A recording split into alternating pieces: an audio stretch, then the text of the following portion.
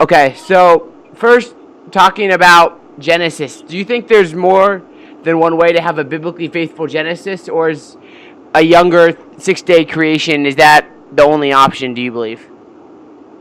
I think there are unmistakably multiple options to interpret Genesis that Okay. are within biblically faithful guidelines.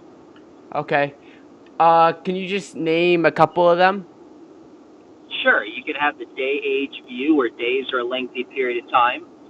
You could have the framework view where Genesis is more of a framework rather than trying to give us a scientific account. Okay. Those are two approaches that I think have a history within the church and Okay. don't take a 24-hour day literal approach. Okay. Thank you. So, in reading Genesis 1, it says vegetation was created on day 3, but light on day 4. So, naturally thinking, you need to have light before you have vegetation. So, is this a flaw in the Bible, or is this a God can do anything explanation, do you believe?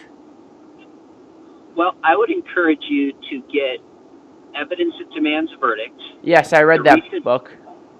do you have the recent one where there's a chapter in there on biblically faithful approaches to Genesis? I do. I read that chapter. Oh, good. Okay, so you've seen the 8 or 10 or 12 options we lay out. Uh-huh. So this is a problem for people who are concordists, who Okay. believe that you should try to match up the biblical record with science. Okay. So old earthers and young earthers will both give responses to how there could be some other light, whether it's God's character who offers light later in Revelation, Okay. it's God who gives light before the actual sun, Okay. or some other kind of light that operates those 3 days, or maybe they'll say it's a miracle. But Okay. those who don't hold a concordist view would simply say it's poetic language. We shouldn't read science into it, whether it's young or old. The entire approach is mistaken. And it's not an error. It's only error if you assume that it's trying to give us a scientific account, which it's not.